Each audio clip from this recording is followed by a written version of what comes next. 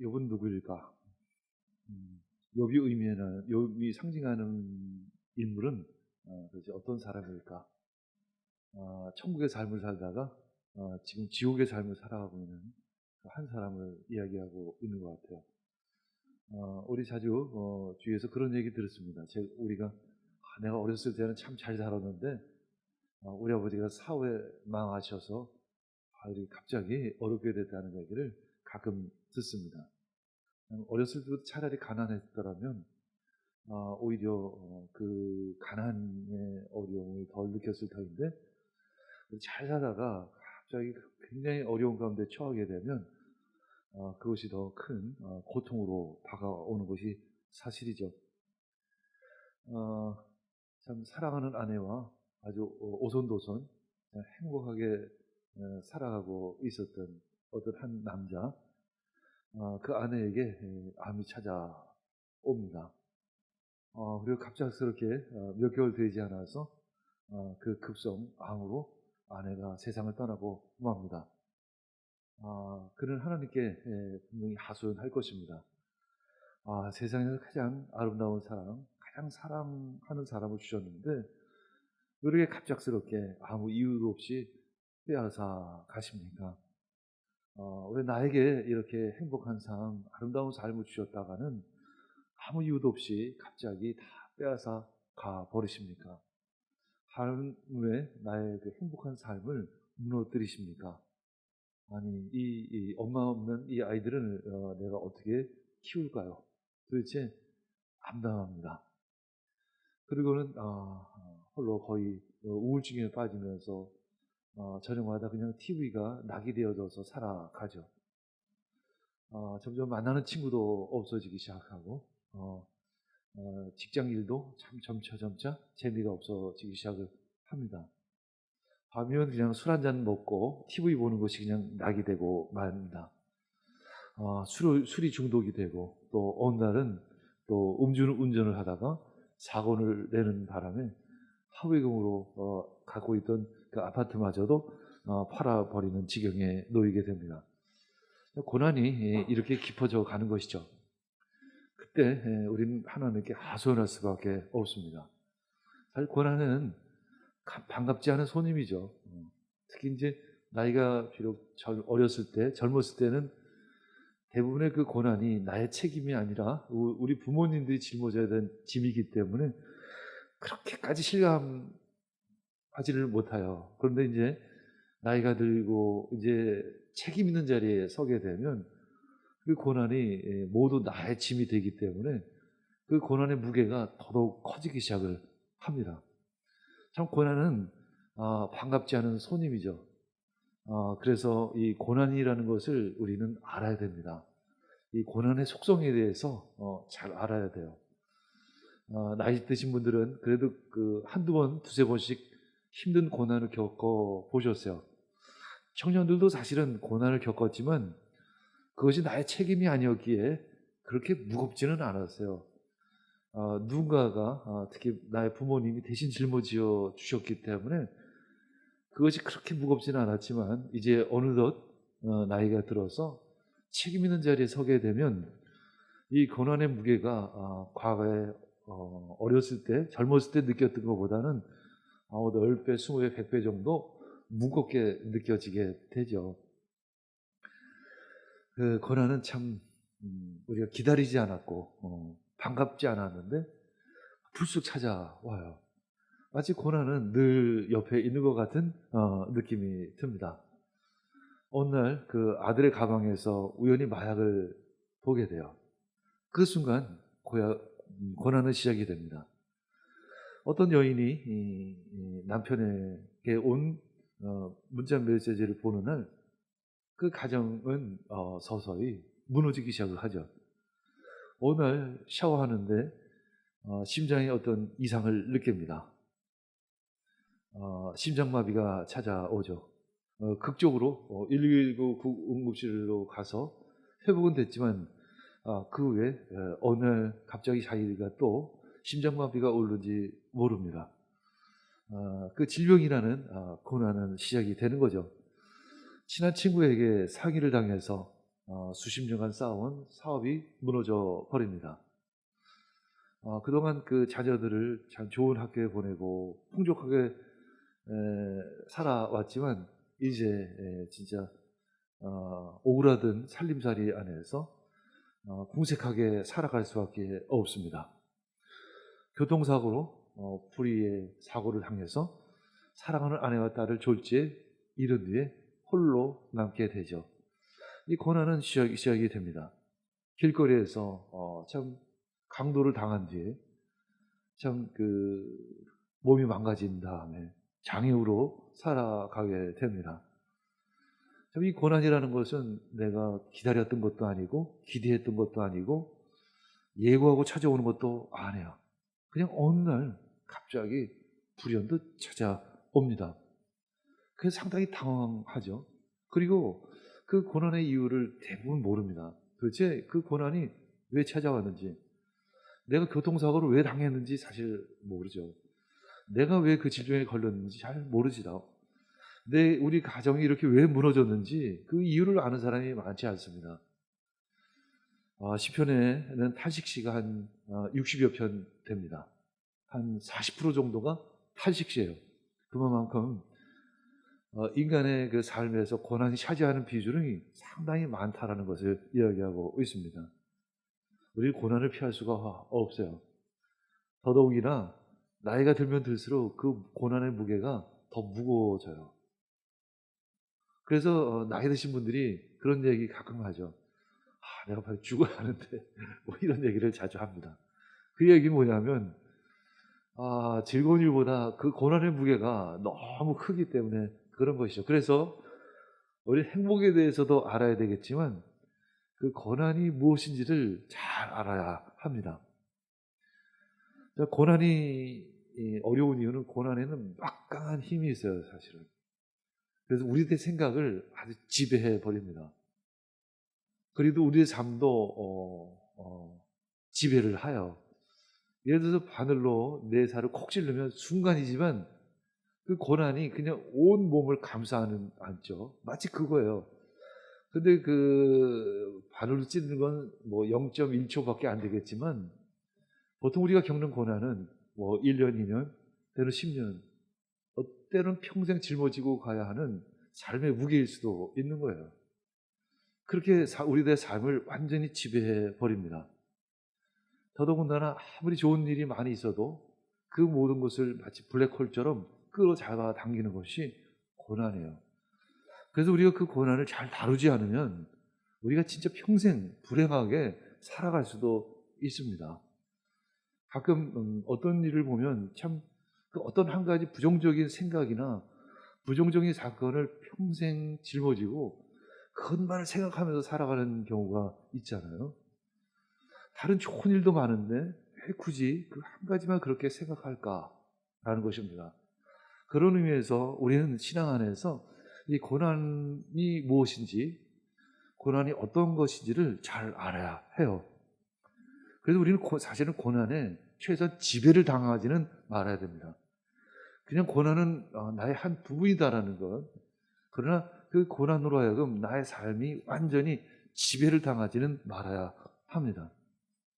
또 한 가지는 무책임한 사람이 있어요. 우리가 겪는 고난, 우리 가정이 겪는 고난을 마치 남의 일처럼 생각하는 사람이 있어요. 고난을 회피하는 거죠. 그것도 바람직하지 않죠. 그러면 누군가가 대신 그 고난을 다 짊어져야 하는 것입니다. 고난은 우리들의 삶을 지배하는 어떤 힘이 있습니다. 욥도 사실 그랬습니다. 과거에는 천국 같은 삶을 살았는데 지금 고난 때문에 완전히 지옥과 같은 삶을 살죠. 욥기서 4장 3절 읽겠습니다. 너도 전에 많은 사람을 가르치기도 하고 힘없는 자들의 두 팔을 굳세게 붙들어 주기도 했으며 쓰러지는 이들을 격려하여 일어나기도 하고 힘이 빠진 이들의 무릎을 굳게 붙들어 주기도 했다. 여기 손이 늘어진 자, 넘어지는 자, 무릎이 약한 자, 이것은 바로 고난을 당한 자를 의미하는 거죠. 욥은 이들에게 많은 도움이 되었어요. 재정적으로도 돕기도 하고 또는 좋은 조언이나 또 좋은 가르침으로 그들을 이끌어주기도 했었습니다. 그래서 많은 이들이 욥을 향해 존경의 마음을 가지고 있었고, 그를 이 동방의 참 지혜자다, 참 위대한 사람이다, 이렇게까지 이야기를 했어요. 그런데 이게 욥 본인이 이제 고난을 당하니까 자기가 가르쳤던 그 모든 가르침이 전혀 그에게는 도움이 되지를 않아요. 많은 지혜를 가지고 있었지만 그것이 그의 고난 앞에서는 무용지물이 되어지는 거예요. 아무 의미가 없게 됩니다.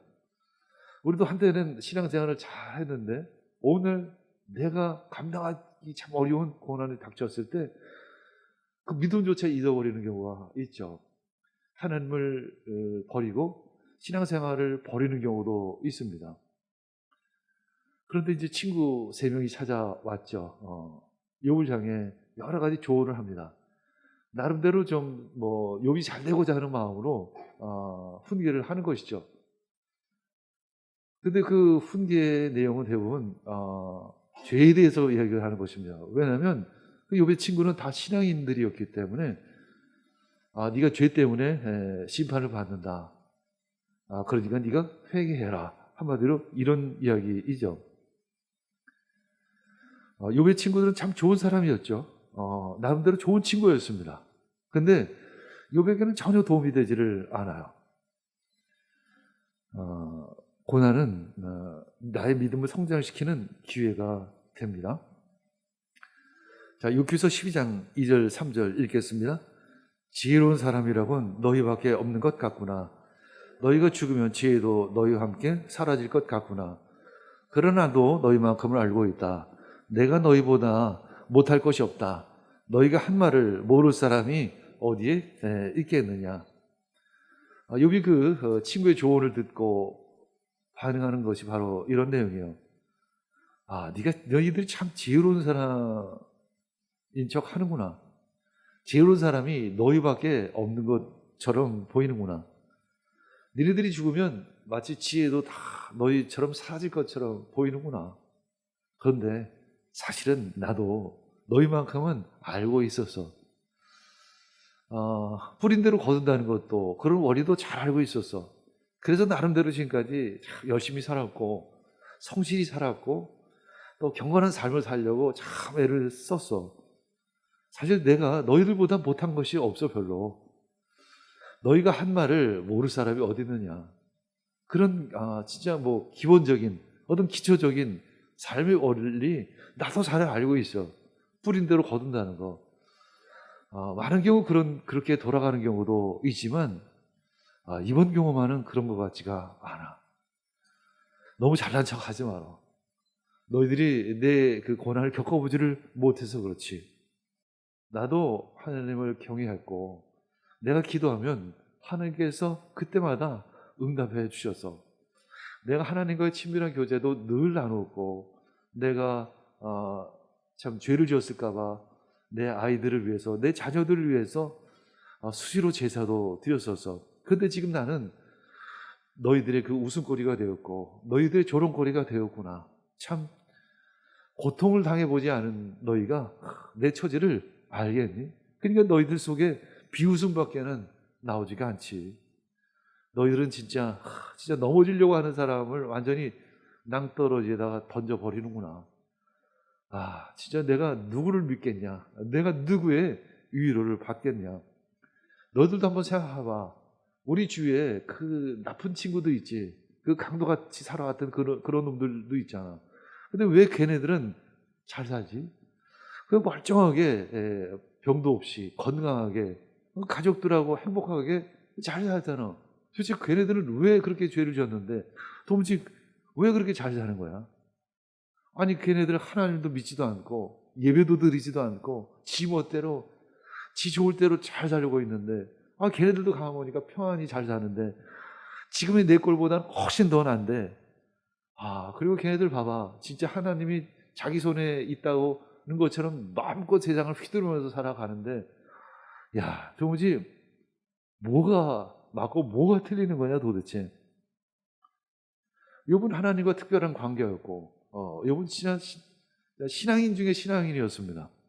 하나님도 그를 참 아끼셨고 늘 언제나 욥의 기도에 응답해 주셨습니다. 그런데 도대체 왜 하나님은 사랑하는 자녀에게 이 고난을 주실까? 욥은 주장합니다. 왜 악인이 받아야 할 고통을 의인이 받아야만 합니까? 도대체 하나님이 살아계시는 합니까? 하나님이 이 땅을 통치하기는 하십니까? 하나님의 그 좋은 선하심으로 이 땅을 다스리기는 하십니까? 왜 악인들이 이 만사형통한 삶을 살고 나는 왜 이 모양 이 꼴입니까? 도대체 하나님은 어떤 분이십니까? 그분은 지금 무엇을 하고 계십니까? 도대체 나는 누구입니까? 내가 진짜 신앙생활을 제대로 하긴 한 것입니까? 내가 가짜라는 말입니까? 내가 지금 모든 게 다 사기였다는 말입니까? 무엇이 옳고 무엇이 맞습니까? 끊임없는 질문을 하는 거죠, 하나님 앞에. 지금까지는 한 번도 질문해 본 적이 없었어요. 왜일까요? 왜 그런 질문이 필요 없었을까요? 욥은 너무나도 잘 되어왔기 때문에 그래요. 욥은 지금까지 부족한 것이 없었어요. 가난해 본 적도 없었고 병이 걸려 본 적도 없었어요. 그렇게 심각한 고난을 겪어본 적도 없었어요. 마치 대부분의 청년들처럼 그렇죠, 사실은. 그렇게 심각한 일이 없었어요. 나름대로 그냥 살만 했었어요. 그래서 나름대로 부모님 밑에서 신앙생활도 그냥 나름대로 잘 했어요. 근데 느닷없이 갑자기 어려운 일이 찾아오는 거예요. 직장을 구하려고 해도 구해지지도 않고 계속 미끄러지기만 하고 결혼도 잘 안 되고 참 도대체 이게 모든 것이 꼬이고 더군다나 참 어려운 일이 닥칩니다. 참 고난이 왔을 때 첫 번째는 당장 겪고 있는 고통이 제일 크죠, 사실은. 그게 제일 큰 일입니다, 사실은. 더불어서 쫓아오는 것들이 있어요, 사실은. 근데 이 나머지들은 사실 신앙 안에서 사실은 이 부분들은 우린 치유해야 되고 극복해야 될 부분이죠. 첫 번째 죄책감이요. 두 번째는 앞일에 대한 막연한 걱정이요. 그렇죠? 지금 일이 안 됐기 때문에 앞으로도 안 될 것이라는 막연한 걱정이 찾아오기 시작합니다. 세 번째는 외로움과 어떤 고독이 찾아오죠. 나만 고통 겪는 것 같고 나만 힘든 것 같은 느낌이 들고 그러다 보니까 친구도 점점 멀어지기 시작을 하는 거죠. 그리고 지금까지 살아왔던 모든 기준이 다 무너지기 시작을 하는 것입니다. 이런 상황 가운데 우리는 이 고난을 어떻게 이겨나가야 할 것인가? 그것은 내가 풀기에는 너무나도 참 어려운 문제라는 거예요. 여러분들, 우리가 고난을 풀 수가 없어요. 고난의 해답도 알 수가 없어요. 고난의 이유도 알 수가 없어요, 사실은. 우리 고난을 통해서 뭘 알아야 되냐면 하나님을 알아야 되는 거예요. 그러나 마침내 하나님의 성소에 들어가서야 악한 자들의 종말이 어떻게 되리려는 것을 깨닫게 되었습니다. 여기서 악한 자는 누구를 얘기하는 것이 아니라 나를 포함한 모든 이들을 얘기하는 거예요. 죄인들의 종말이 어떻게 되리라는 것을 알았다는 거예요. 하나님은 사랑하는 자에게도 시험을 주십니다. 폴 트립이라고 하는 상담사가 신장이 70%나 파괴되는 질병을 겪게 되면서 책을 쓴 것이죠. 그 안에 이런 내용이 있어요. 옳은 일을 하면 축복을 얻고 그릇된 일을 거부하면 시련을 피할 수 있다는 생각은 틀렸다. 축복은 우리가 행한 것에 대한 보상도 아니고 시련은 우리의 잘못에 대한 징벌도 아니다. 하나님 왜 우리에게 시련을 주실까? 시련은 하나님의 구원과 우리의 삶을 변화시키는 은혜의 도구로 사용되기 때문이다. 이렇게 말하고 있습니다. 사실은 그 고난은 우리의 삶의 어떤 변화의 터닝 포인트입니다. 물론 힘들고 어려운 터닝 포인트이기는 하지만 이 고난을 통해서 우리는 변화될 수 있는 기회가 될 것입니다. 고린도후서 12장 9절 읽겠습니다. 그러나 주님께서 내게 이렇게 말씀하셨습니다.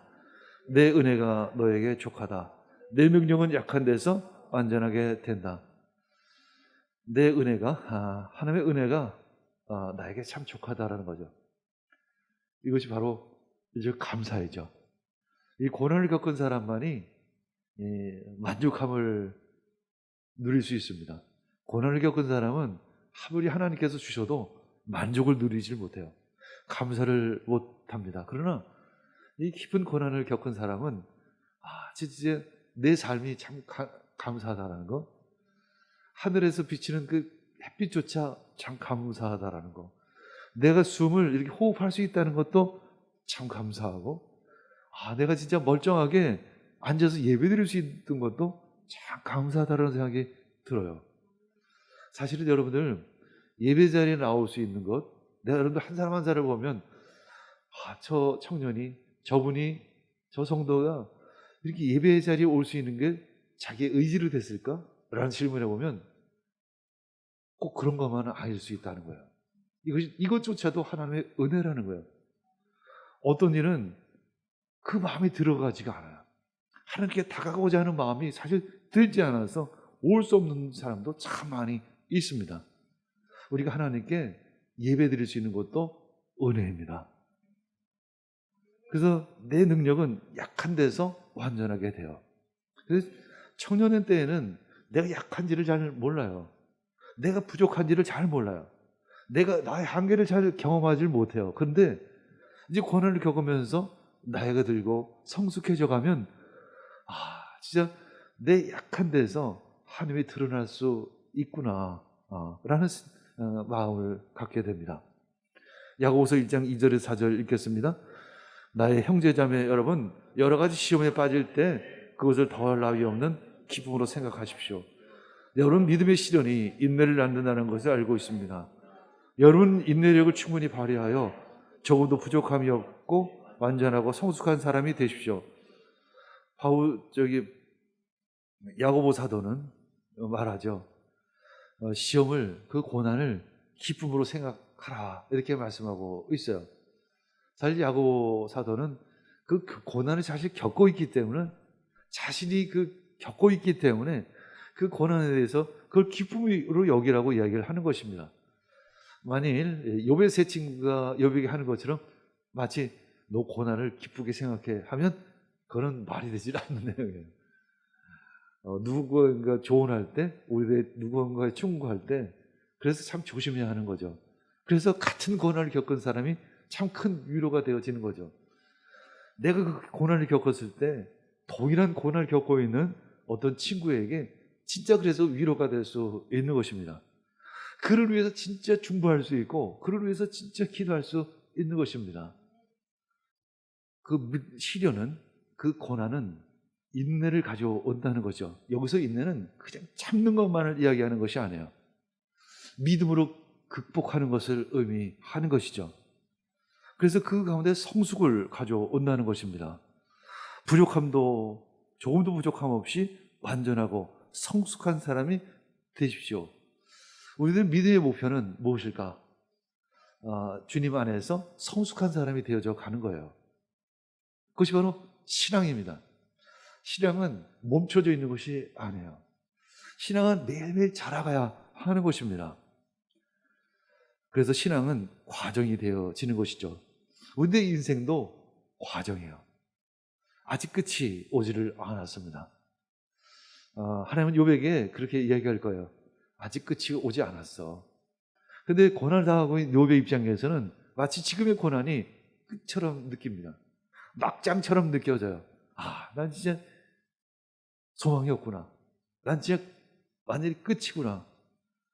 차라리 이럴 바에는 죽는 것이 낫지. 그래서 많은 청년들이 자살을 생각하기도 하는 것입니다. 그런 주님께서는 말씀하십니다. 아니야. 아직 끝이 아니야. 그냥 과정일 뿐이야. 나를 바라보아라. 십자가를 바라보아라. 내가 너희들의 죄를 대신해서, 너희들의 그 무거운 짐을 대신해서, 너희들의 질병을 대신해서, 너희들의 그 고통을 대신해서, 내가 너희들의 그 고난을 대신해서 내가 십자가에 못 박혔단다. 나를 믿으라.